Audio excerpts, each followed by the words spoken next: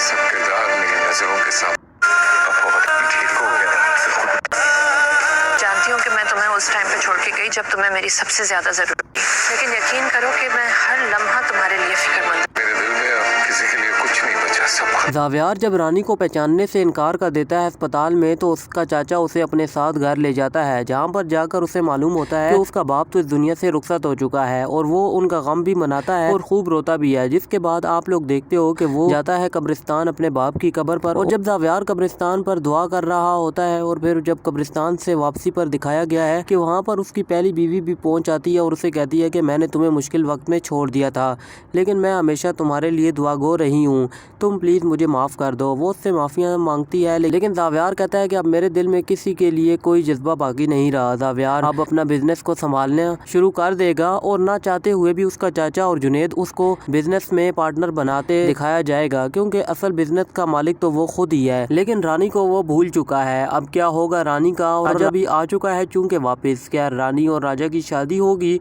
या होने वाला है कुछ और? असल में ज़ावियार की याददाश्त वापस आ गई है, और उसे ये याद है कि उसका एक्सीडेंट हुआ था, जिसके बाद उसको कुछ नहीं याद कि उसके बाद की उसकी जिंदगी कैसे गुजरी है। रानी कब उसकी जिंदगी में आई, कब उसके साथ उसने शादी की, क्या कुछ हुआ है उन दोनों के बीच, और क्या कुछ किया है जुनेद ने उसके साथ, ये सब उसे बिल्कुल भी याद नहीं है। इसलिए वो अपने चाचा के साथ चला तो जाता है, लेकिन जब वहाँ जाएगा और आहिस्ता आहिस्ता उसे सब कुछ याद आ जाएगा, तो वो जुनेद को भी जरूर मंजर आम पर पहुँचाएगा, और इसके साथ साथ अपने बाप के कत्ल का गुनहगार साबित करके उसको सजा भी दिलवाता हुआ नजर आने वाला है। बात करें रानी और ज़ावियार की, तो ये दोनों एक बार फिर से मिलते दिखाई देंगे, लेकिन अभी इसमें कुछ वक्त लगेगा। रानी दरअसल ज़ावियार की ज़िंदगी में उस वक्त आई थी कि जब ज़ावियार का एक्सीडेंट हुआ था और वो याददाश्त खो चुका था अपनी।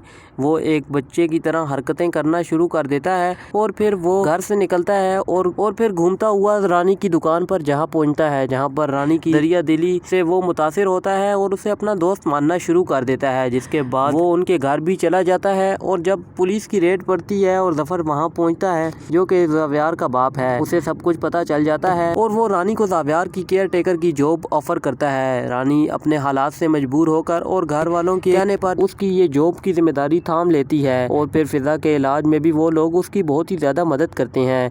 इन एहसानात को ना भुलाते हुए जब जफर साहब का इंतकाल हो जाता है, तो रानी ज़ावियार को अकेला नहीं छोड़ती, बल्कि उस को पागल खाने से निकलवाने में अहम किरदार अदा करती है, और जब उसको घर ले जाती है तो उससे शादी भी कर लेती है, ताकि मोहल्ले वालों के एतराज़ात भी दूर हो सकें। लेकिन उसी वक्त राजा आ जाता है, जो रानी के बचपन की मोहब्बत थी, लेकिन रानी फिर भी ज़ावियार का हाथ नहीं छोड़ती, और ज़ावियार को ही अपना शोहर तस्लीम करते हुए राजा से किनारा कशी इख्तियार कर लेती है। लेकिन ऐसे ही मौके पर ज़ावियार और रानी का एक्सीडेंट एक बार फिर से हो जाता है, जिसके नतीजे में ज़ावियार को सर पर चोटें लगती हैं और उसकी याददाश्त वापस आ जाती है, लेकिन वो रानी को भूल चुका होता है। उम्मीद करते हैं आज की ये कहानी आपको मज़े की लगी होगी। नेक्स्ट वीडियो में आपको डिटेल के साथ इस कहानी को और ज़्यादा एक्सप्लेन किया जाएगा।